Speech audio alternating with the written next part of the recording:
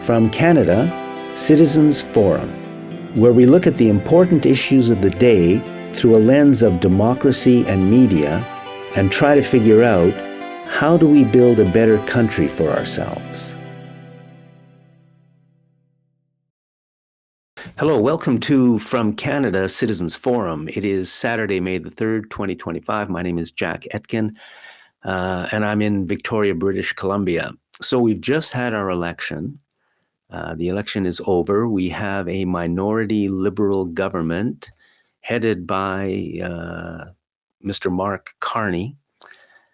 And I just want to say something about the election because it was a very strange election, in part that because the NDP and the Greens kind of got wiped out and the Bloc took big hits because people left those parties in order to vote for either the Liberals or the Conservatives. And I'd like to say something about the role of our voting system. I never thought about voting systems for my whole life, but over the last 10 or 15 years, especially because a friend of mine really learned a lot about them, I came to realize that voting systems are very important. And if we had a proportional voting system, then I think we'd have a better country. And I think our governments would be different and we'd have more democracy.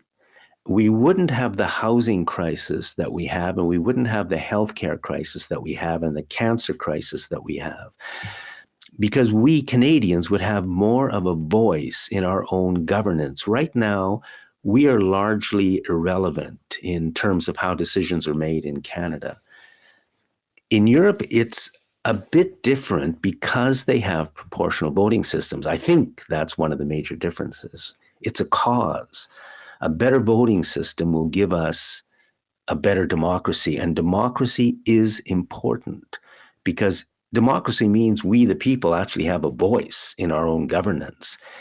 And right now we don't. It's something we never think about because it's never talked about. And the reason it's never talked about is that the people who really do have all the power in Canada, which is the corporations and the 0.01%, that's the last thing they want us talking about, is more democracy. So it's never mentioned by the media. It's never mentioned by the politicians. They always tell us that we have one of the great democracies in the world and we're wonderful and blah, blah, blah. But, there's a real question about whether any of that is true. And if you really start looking around for where this great democracy is, it's not easy to find. We get to vote. So now we voted.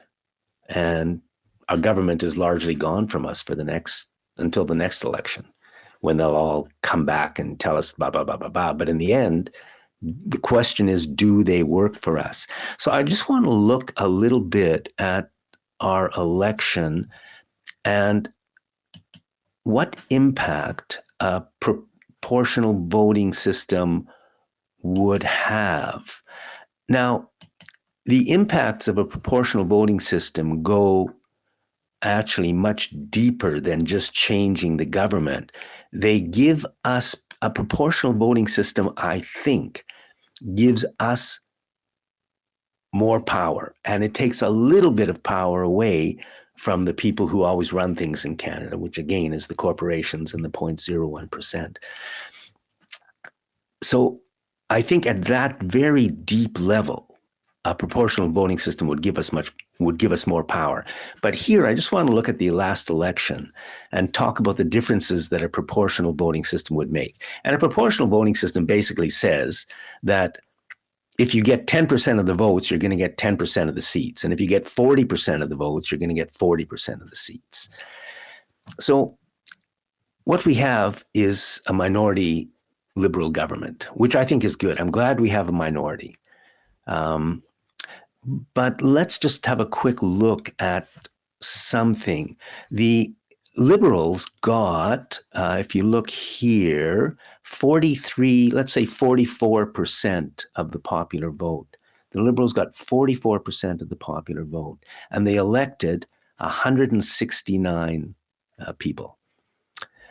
The NDP, and I'm just picking on them because it shows the impact. The NDP got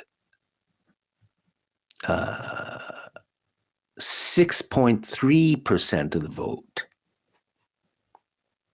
and they elected 7 people. So the Liberals got 43%, 44%. The NDP got a little over 6, about 7. The Liberals got about 7 times as many votes, 7 times as many votes. So the NDP won 7 seats. The Liberals should have won 7 times as many, about 50, but instead they got 169, right?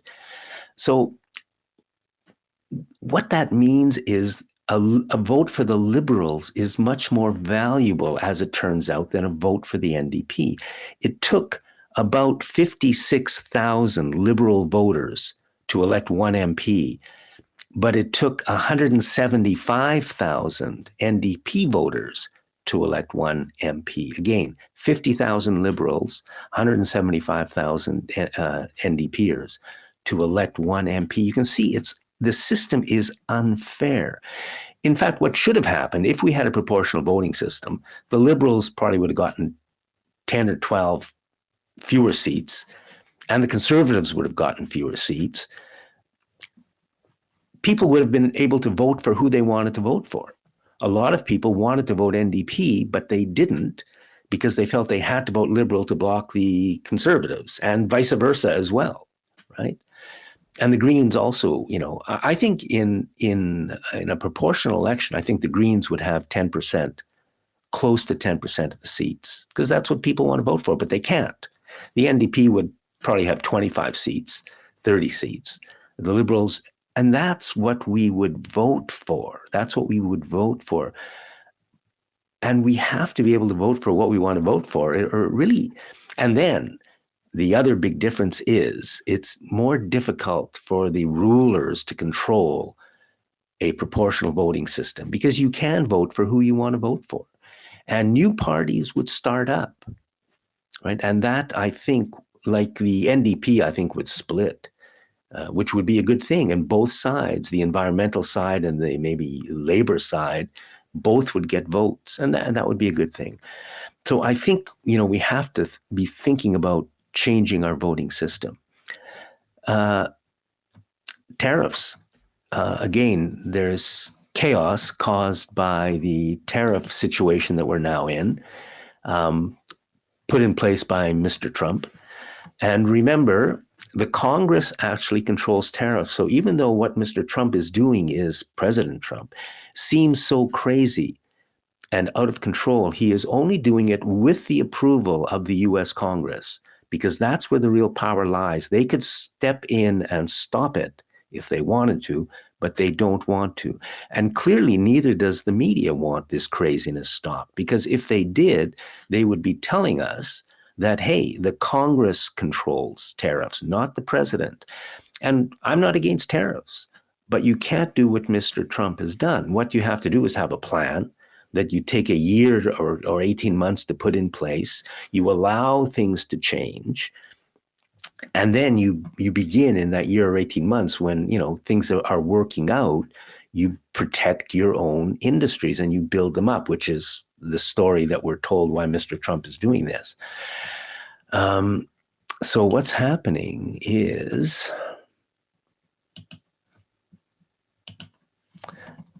Trump tariffs were an earthquake. The trade war tsunami is hitting U.S. ports. So big changes are coming. I don't know where those changes are going to lead us, but changes are coming. So if you read the first paragraph, and this is from Investors Business Daily, which I know nothing about, but it sounds like it's coming from the business end of things. U.S. ports report plummeting shipments from China, and observers see empty shelves and a possible recession this summer as President Donald Trump's sweeping Liberation Day tariffs take hold. So, this is where we're going, or where the United States is going. And it seems that what's being done is the United States is being pulled out of its role of world leader and world ruler. I just read that Mr. President Trump has said he's not going to attend the next NATO meeting unless all the countries involved in NATO agree to spend 5% of their GDP on on the military. 5%. Right now, most European countries spend under 2% or about 2%. He wants that doubled, more than doubled.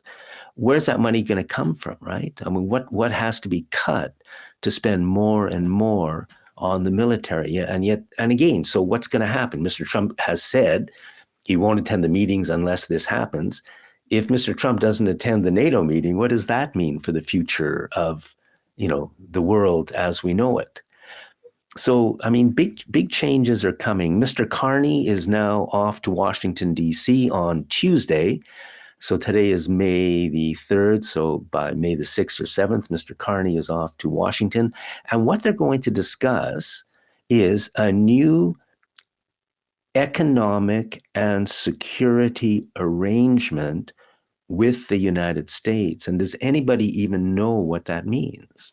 A new economic and security arrangement with the United States. So whatever that's going to be, it may be big, right? It may be big. And I think that's the plan. We're not really involved, and certainly the American people aren't involved in this plan, whatever it's going to be. But there are people who are involved. And I think it's those at the top. So I think the United States is being removed as world leader. I don't know what Canada is going to happen to Canada. Are we going to simply move away from the United States, build closer ties with Europe and Asia, and especially China, and ship all our material? Because that's what we are. We are a producer of natural resources, minerals, oil, gas, coal, some food. That's what we are. That's how we are seen. And I fear what's being done is our cities are going to collapse. Our population is going to be put into growing poverty, because that's what we've seen over the last 10 years. And I don't see or really over the last 20 or 30 years, and I don't see any reason for them to change it. But we will have the pipelines and shipping ability to just ship all our raw materials out to other places, which will be doing a lot better.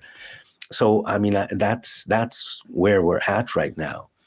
Meanwhile, King Charles is coming over to read the throne speech in a couple of weeks, which is interesting. I always used to like King Charles.